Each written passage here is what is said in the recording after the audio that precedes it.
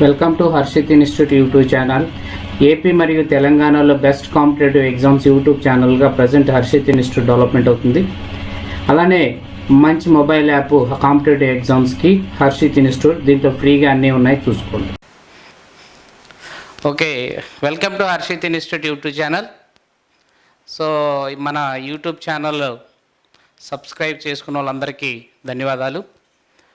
So మీకు చెప్పాను already, అర్థమెటిక్లో లెవెల్ 2 క్వశ్చన్స్ మనకి ఎగ్జామ్ పాయింట్ ఆఫ్ వ్యూలో చాలా ఇంపార్టెంట్ అని. సో ఇది రెండో వీడియో, దీంట్లో 10 క్వశ్చన్స్ చెప్తాను. సో రెగ్యులర్గా ఫాలో అవుతూ ఉండండి, ఓకేనా? చూద్దాం ఇవాళ క్వశ్చన్ ఏంటో. The price of sugar increased by 32%. A family reduces its consumption so that the expenditure of the sugar is up only by 10%. If the total consumption of the sugar before the price rise was 10 kgs per month, then the consumption of sugar per month at present. పంచదార ధర 32% పెరిగిను, వాడకం 10% తగ్గించడం వలన expenditure కూడా 10% పెంచటం వలన 10 కేజీలు ఎక్కువ పొందెను. ప్రస్తుతం అతని వద్ద ఉన్న పంచదార ఎంత, అలానే ఇంతకుముందు ఉన్న పంచదార ఎంత, అంటే దీంట్లో రెండు రకాల క్వశ్చన్లు, ఇంతకుముందు ఎంత ఉంటుంది ఇప్పుడు ఎంత ఉంటుంది అని అడుగుతూ ఉంటాడు, ఓకేనా? రెండు రకాలుగా మన క్వశ్చన్ ఫ్రేమింగ్ ఉంటుంది. సో మన దగ్గర ఒరిజినల్గా ఉన్నది 100%, ఓకే. దాని పరంగా 32% పెరిగిను అన్నాడు, అంటే ఎంతకి వెళ్ళినట్టు ఇక్కడ 132%, 132%. కానీ expenditure of the sugar is up only by 10%, 10% పెంచాడు, అంటే ఎంతకి వెళ్తుందానా 110, 10% మాత్రమే పెంచాడు, మిగతాది వాడు పెంచలేదు. అంటే ఒరిజినల్గా 100% వాడాడు, తర్వాత 32% పెరిగిందన్నాడు, అంటే 132%కి వెళ్ళింది. అలానే 10% మాత్రమే పెంచాడు, మిగతాది పెంచలేదు. సో ఈ లాజిక్ ప్రకారం ఇక్కడ ఓవరాల్గా సో ఇంకెంత ఇక్కడ డిఫరెన్సు 22, అంటే 22 ఒరిజినాలిటీ ఏది 132నే కదా, 132, ఓకే. 22 ఎన్నిసార్లు పోతుంది, 22 ఆర్లు, okay, sorry, okay, 22/132, initial value ఏది ఇదే కదా, ఇక్కడి నుంచే కదా ఇక్కడికి పెరిగింది. సో 22/30, 132, 22, ఓకే, అంత అవుతుంది 22 ఆర్లు 1/6. అయితే ఇప్పుడు ఒకటి పెరిగింది అన్నాడు, అంతే కదా, 10 కేజీలు ఎక్కువ పొందినాడు, అంటే పెరిగింది. అంటే ఒరిజినల్గా ఇక్కడ ఇంతకు ముందర ఉండేది 6, ఎన్ని కేజీలు అప్పుడు 10 కేజీలు. మరి ఇప్పుడు ఒకటి పెరిగింది, అంటే 6లో నుంచి ఒకటి పోతే ఇప్పుడు మన దగ్గర ఉండేది ఎంత 5, ఓకే. సో 5/6 × 10 చేస్తే 2 5లు 2 3లు చేస్తే 25/3, 81/3, 81/3. సో 81/3 అంటే ఇక్కడ ఎంత వస్తుంది 81/3.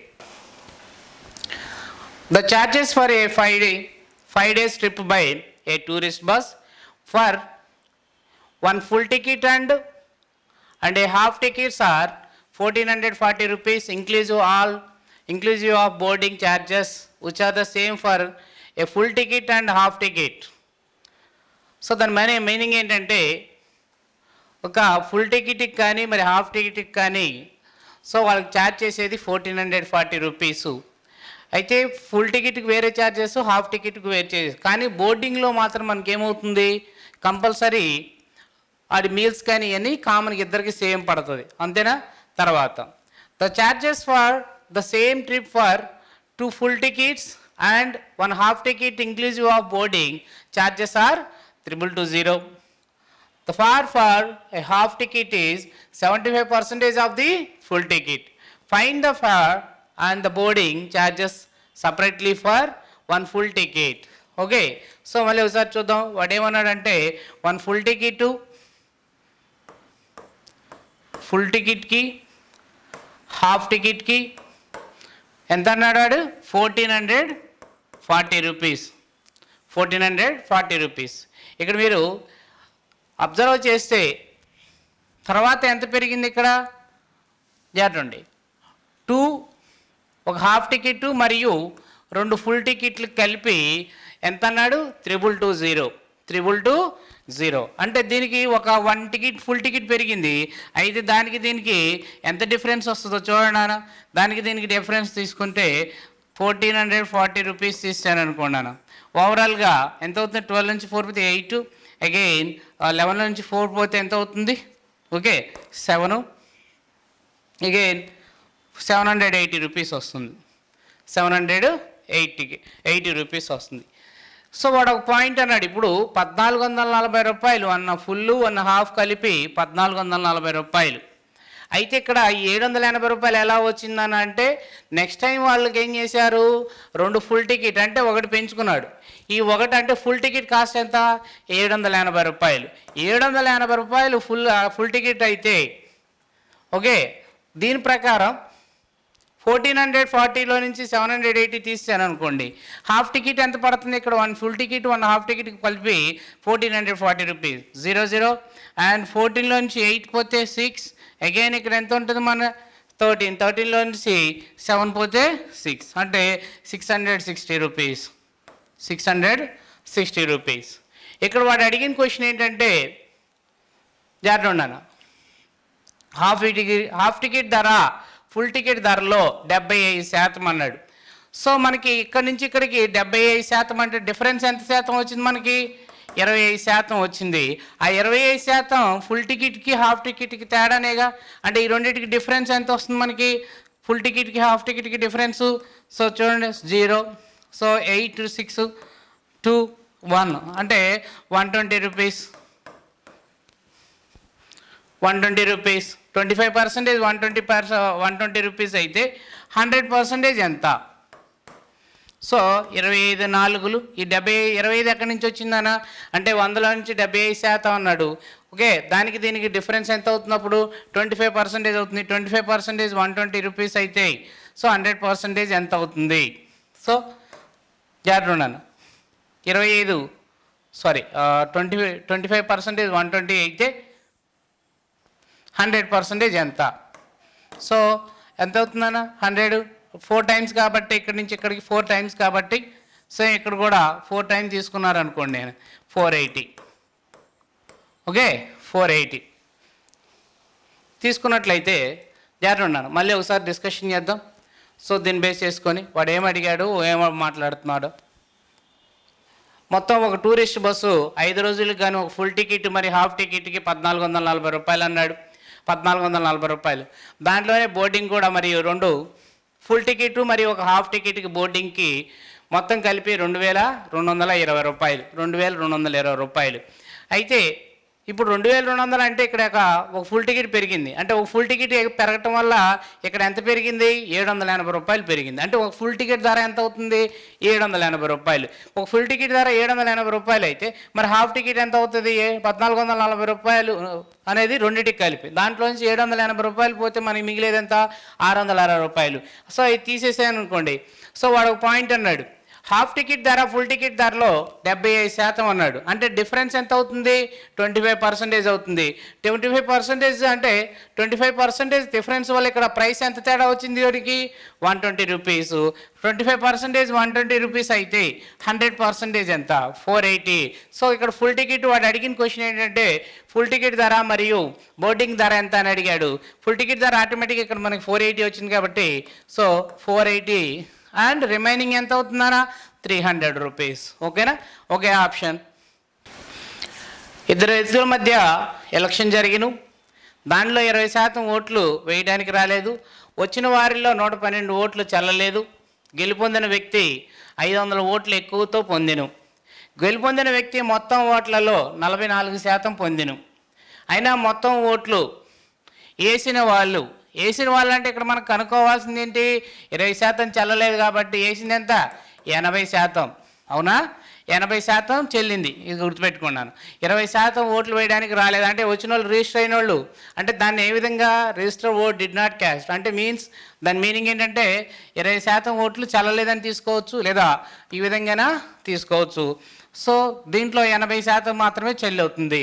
వచ్చిన వారిలో ఎన్ని ఓట్లు చెల్లలేదు అన్నా 112 ఓట్లు చెల్లలేదు. 80%లో నుంచి 112 తీసేద్దాం.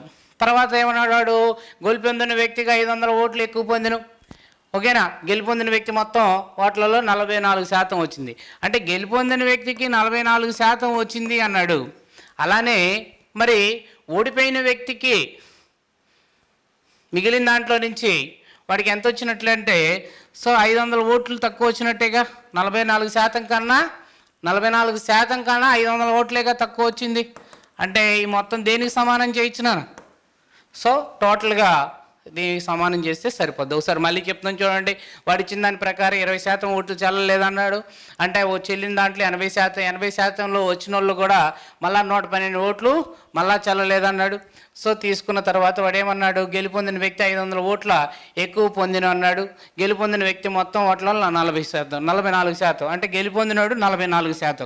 ఓడిపోయినోడికి ఎంత వచ్చినట్టు, వాడికన్నా వీడికి 500 ఓట్లు అన్నాడు కాబట్టి 44% మైనస్ 500 తీసేస్తే ఇక్కడ 44 ఎంత అవుతుంది, 88. ఈ 88 వస్తే 8% వస్తుంది. సో ఈ 500 ఇటు వస్తే 500లో నుంచి 112 పోతే ఎంత వస్తుందని అంటే 8. అగైన్ ఇక్కడ ఎంత ఉన్నట్టు 9, 9లోంచి 1 పోతే 8, అగైన్ 4లోంచి 1 పోతే 3, 388. అలానే వాడు ఏమడిగాడు ఇప్పుడు, 80% ఓట్లు వేయడానికి వచ్చిన వాళ్ళు ఎంతమంది అన్నాడు. అంటే 80% కాబట్టి సో 80% ఈక్వల్ టు 3,880 రూపీస్. దీంట్లో ఇంకా వాడు అడిగే క్వశ్చన్లు మొత్తం 3 రకాలుగా అడుగుతాడు, గుర్తుపెట్టుకోండి. ఒకటి, మొత్తం ఓట్లు ఎంత, 100%. ఓకే, 100% అడుగుతాడు. రెండోది, సో ఇక్కడ వచ్చేసరికి 112 ఓట్లు అన్నాడు కదా. ఓకే, మొత్తం ఓట్లు వేసిన వాళ్ళు ఎంతమంది అని కూడా అడుగుతాడు.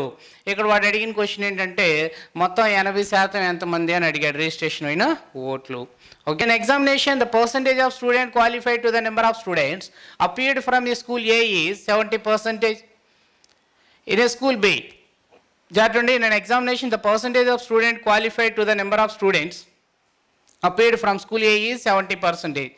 So, మొత్తం ఏ స్కూల్లో ఏదైతే అపీర్ అవుతున్నారో దాంట్లో క్వాలిఫై అయిన వాళ్ళు ఎంతమంది అంట, 70% అన్నాడు. In school B, the number of students appeared is 20% more than the students appeared from school A. Okay, so school A కన్నా ఎంత శాతం ఎక్కువ అపీర్ అయ్యారంట, 20% ఎక్కువ అపీర్ అయ్యారు. And the number of students qualified from school B is 50% more than the student qualified from school A. అంటే ఏలో qualify అయిన వాళ్ళకంటే 50% ఎక్కువ అన్నాడు. 50% అంటే ఎంత, ఇక్కడ 70లో 35, అంటే మొత్తం కలిపితే ఇక్కడ 105.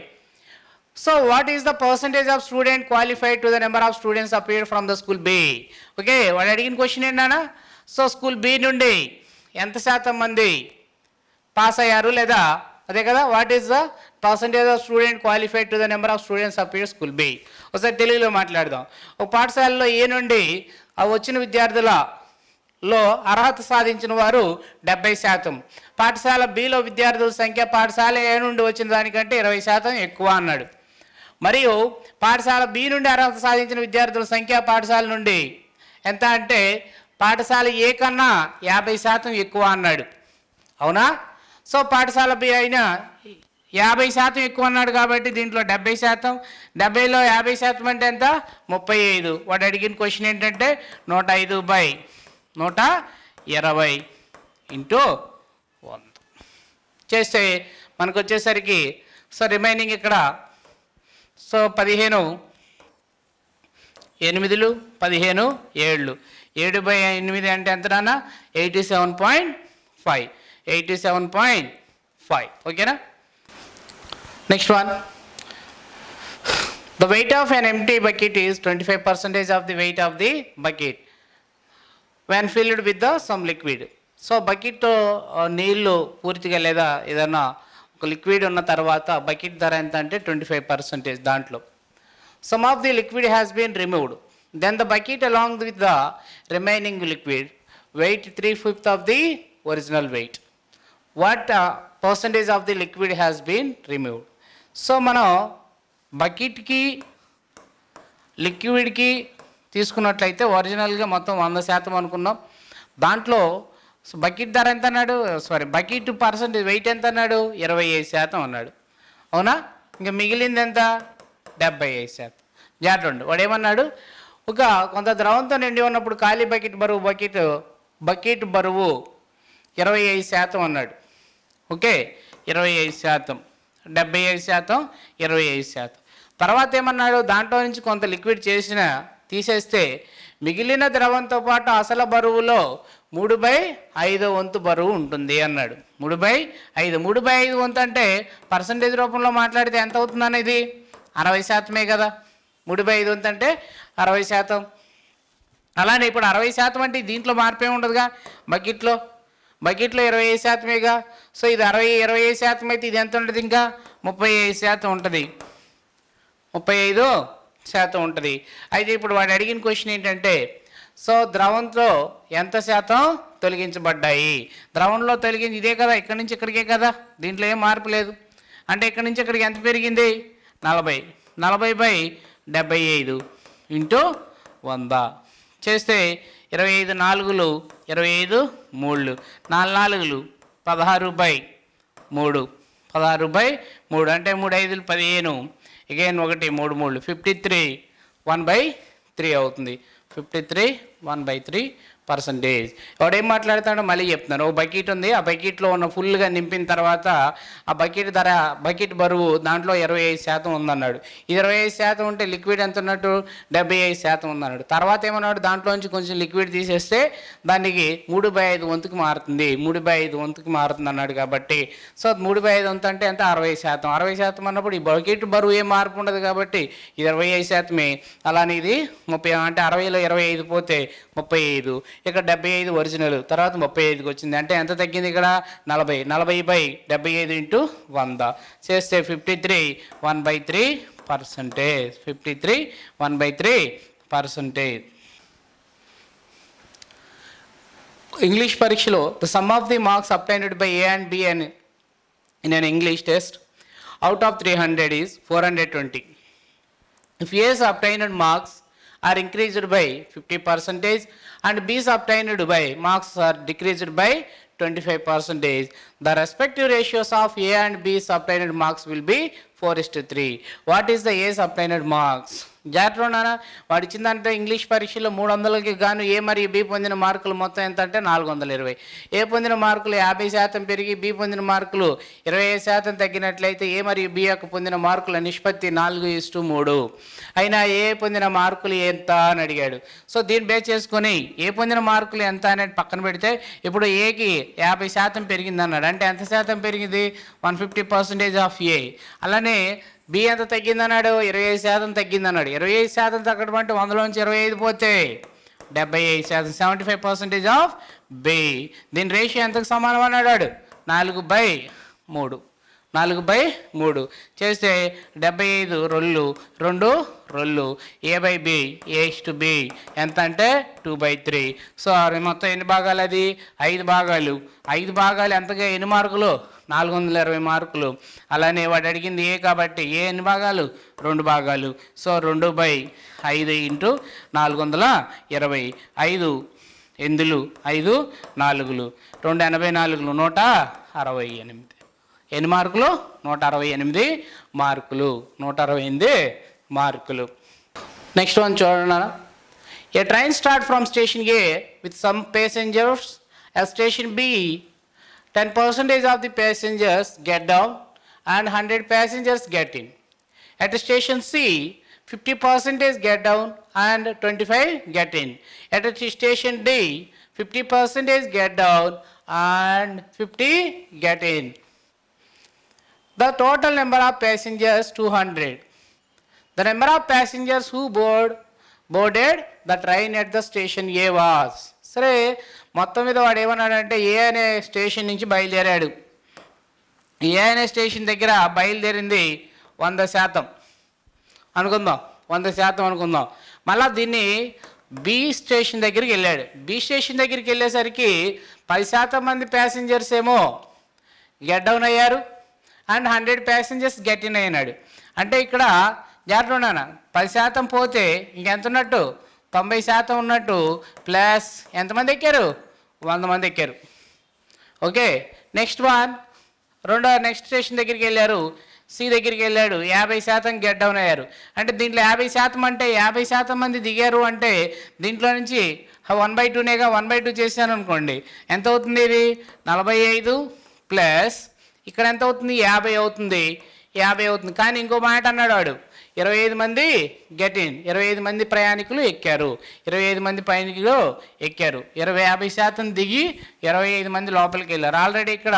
సో 50% దిగారంటే 150 పోతే 50 ప్లస్ 25 ఇంకెంత ఉన్నట్టు, ఇక్కడ 75.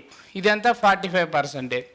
ఇప్పుడు డి అనే స్టేషన్ వచ్చింది. డి స్టేషన్ దగ్గరికి వచ్చిన తర్వాత వాడు ఏమంటున్నాడు, మళ్ళా station D 50% get down and 50 get in అన్నాడు. సో జాగ్రత్తగా అబ్జర్వ్ చేయనా. ఇప్పుడు దీంట్లో డిఎన్ఏ స్టేషన్ దగ్గరికి వచ్చేసరికి మరి ఇక్కడ 50% అంటే హాఫ్లోకి వెళ్ళిపోతుంది, 22.5, మళ్ళీ 37.5 వస్తుంది. కాబట్టి మనం సింపుల్గా హాఫ్తో చేద్దాం. 45% ప్లస్ 75. దీంట్లో మళ్ళీ ఎంతమంది ఎక్కారు బోర్డింగ్కి, 50 మెంబర్స్ ఎక్కారు. ఎక్కినప్పుడు అక్కడ జనాభా మొత్తం ఎంతమందికి సమానం అయ్యారు, 200 మందికి సమానం అయ్యారు. డిఎన్ఏ ప్యాసింజర్స్ 200 మంది ఉన్నారు. అలానే మొత్తం సంఖ్య ప్రయాణికుల సంఖ్య ఎంత అంటే 200 మంది.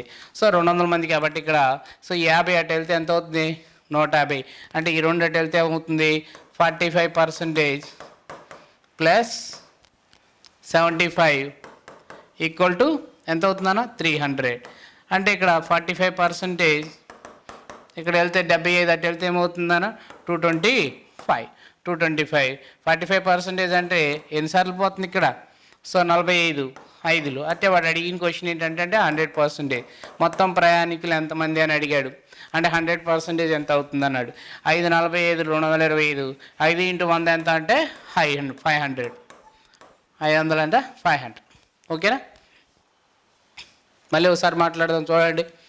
ఒకసారి క్వశ్చన్ మళ్ళీ ఒకసారి రివిజన్ చేస్తున్నాను. ఏ అనే స్టేషన్ నుంచి బయలుదేరింది. బి అనే స్టేషన్కి వెళ్ళిన తర్వాత 10% మంది దిగి మళ్ళీ 100 మంది ఎక్కారన్నాడు. సి అనే స్టేషన్కి వచ్చేసిన తర్వాత ఉన్న వాళ్ళలో నుంచి 50% దిగి మళ్ళీ ఇంకో 25 మంది ఎక్కానన్నాడు. అలానే డి అనే స్టేషన్కి వచ్చేసరికి ఉన్న దాంట్లో నుంచి 50% మంది వెళ్ళిపోయి మళ్ళీ 50 మంది ఎక్కారు అన్నాడు. ఇది ఇక్కడ ఎంత అంటే 200 మంది అన్నాడు. ఓకేనా. సో ఈ క్యాల్కులేషన్ చేస్తే సరిపోతుంది. చమురు ధర 25% పెరుగుతుంది. Price of oil is increased by 25%.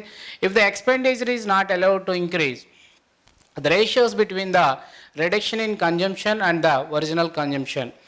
So మీరు మనకి ఏబి రూల్ ప్రకారం ఒక రకంగా చేయొచ్చు. రెండోది ఇదే క్వశ్చన్, సో మనకు తెలిసింది 25% పెరుగుతుంది, వ్యయాన్ని పెంచడానికి అనుమతించకపోతే వినియోగం తగ్గింపు మరియు అసలు వినియోగం మధ్య నిష్పత్తి అని అడిగాడు. ఓకేనా. సో 25% బై 100 ప్లస్ 25 ఎంత అంటే ఎంత అవుతుందన్న, 25 బై 125, 25 5. అంటే 1/5 అంటే ఎంత అవుతుంది, మళ్ళీ ఇక్కడ ఇంటూ 100 కాబట్టి 20%. అవునా. సో 20% పక్కన పెడితే సో రేషియో ఎంత అవుతుంది ఇక్కడ మనకి, 1:5. సో ఇది మన ఫార్ములా మెథడ్ అనుకోండి, లేకపోతే వేరే మెథడ్ అనుకోండి. ఇంకొకటి ఉంటుంది ఏబీ రూల్ అని మనకి. సో 25% పెరుగుతుంది. 25% అంటే 1/4. ఇది ప్లస్. మళ్ళా ఇది ఏ నుంచి బీకి వెళ్ళేటప్పుడు ప్లస్ 1/4. బి నుంచి ఏకి వచ్చేసరికి మనకి ఎంత అవుతుందన్నా, -1/5. అంటే -1/5 అంటే ఇక్కడ రేషియో ఎంత అవుతుంది, 1:5. ఇది సింపుల్ మెథడ్. ఈ మెథడ్స్ మీకు అన్ని రూల్స్కి అప్లై చేసుకోవచ్చు, గుర్తుపెట్టుకోండి. ఇది చాలా వాటికి మనకి time saving. Next one, price of the article A and B are 160 rupees and ఎంత, 160 rupees and Y respectively. The price of article A is decreased by 20%. 20% decrease అయింది అన్నాడు. 20% అంటే ఎంత అవుతుంది? ఇక్కడ ఏ ప్రైస్ ఇదే కదా, డిక్రీజ్డ్ అన్నాడు కాబట్టి 160లో 30 అంటే 10%, 16, 20%, 32 తీసేస్తే మనకి ఎంత వస్తుందన్న? సో 8, 5లో నుంచి 3 పోతే 2, అగైన్ 120. ఓకే, 10%. అలానే ఆర్టికల్ బి యొక్క ధర ఎంత పెరుగుతుంది అన్నాడు? 10% పెరుగుతుంది అన్నాడు. అంటే ఎంతకి వెళ్తుంది ఇక్కడ? 110% ఆఫ్ వై, 110% ఆఫ్ వై. ఈ రెండు వస్తువు ధరల మొత్తము, ఈ రెండు వస్తువుల ధర మొత్తం ఎంత అన్నాడు? అంటే ఈ రెండు వస్తువు ధరల మొత్తము ఎంతకు సమానం అన్నాడు? Y plus 164, y plus 164. జాగ్రత్తగా అబ్జర్వ్ చేస్తే మీకు ఓకే. సో ఇక్కడ చూడండి 10లో నుంచి 8 పోతే 2 పోతే 8, 5లో నుంచి 3 పోతే 2, ఓకే 128. ఓవరాల్గా ఇక్కడ వై ప్లస్ 164కి సమానం అవుతుంది అన్నాడు. అంటే ఇక్కడ వై అనేది ఎంత పని? 100% అని థింకింగ్ చేయండి. అది ఇటు వస్తే ఎంత అవుతుందన్నా? 10%. సో ఈ 128 వెళ్ళింది అనుకున్నాను. 164 మైనస్ 128 ఎంత అవుతుంది? 14లో నుంచి 8 పోతే 6, అగైన్ 5లో నుంచి 2 పోతే 3. Okay, 10% of y equal to 336. అదే 100% అడిగారు అనుకున్నాను. సో 360. సో వాడు అడిగిన క్వశ్చన్ ఏంటంటే బి వస్తువు యొక్క ధర ఎంత అని అడిగాడు. బి వస్తువు యొక్క ధర ఎంత అంటే 360 రూపాయలు. అది ఎప్పుడు ఫస్ట్. మరి ఇప్పుడు వాడు అడిగింది ఏంది? రేట్ పెరిగింది అన్నాడు. వాడు 10% పెరిగింది, అవునా? 10% అంటే 360లో 10% ఎంత? 36, 396 రూపాయలు. ఓకేనా? Gaurav spends 30% of his monthly income on food articles, 40% of the remaining on convenience and clothes, and saves 50% of the remaining. If his monthly salary is 18,400 rupees, how much money does he save every month? సరే, ఇక్కడ మీరు observe చేస్తే first మన లెక్క ప్రకారం 100%, 100%లో 30% పోతే 70%, 70% ఉంటుంది మిగిలింది. మళ్ళా దాంట్లో 40% పోతే కానీ 40% అంటే సో దీంట్లో నుంచి సో 40% అంటే 4 7 జస్ట్ 28 తీసేస్తే ఎంత అవుతుంది? So 2, again 6 minus 2 42. అయితే వాడు ఏమన్నాడు? మిగిలిన దాంట్లో మళ్ళీ 50% ఆదా చేస్తానన్నాడు. మిగిలింది ఇక్కడ ఎంత? 42. 42లో 50% ఆదా అంటే 1/2. అంటే ఎంత ఆదా చేస్తున్నాడు? 21, అవునా? 21. అయితే అతని ఆదాయం ఎంత అంటే 18,400 రూపాయలు. 18,400. దీంట్లో నుంచి వాడు అడిగిన క్వశ్చన్ అంటే 21% ఎంత అని అడిగాడు. వాడు ఫైనల్ అడిగిన క్వశ్చన్ ఏంటన్నా?